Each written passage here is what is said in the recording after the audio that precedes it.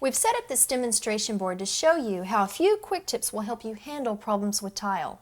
If you have a tile that's broken or loose, it's not necessary to redecorate the entire room. All you have to do is replace that one tile. I'm using a putty knife and a hammer to get this tile out.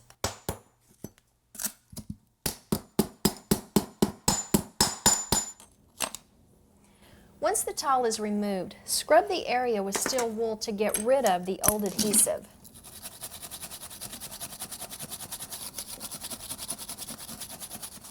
After the area is clean, you need to reapply the tile adhesive. I'm using a square notched trowel to put this on. So some of it goes in here, and then also put some on the back of your tile as well. Smear it on just like this, and then press your tile firmly into place. You need to hold this there for a few minutes once you put it in.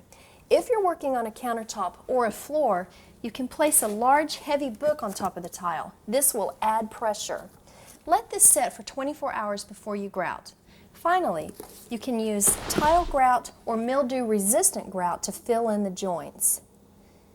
You can keep your rooms looking like new as long as you know how to replace one tile at a time.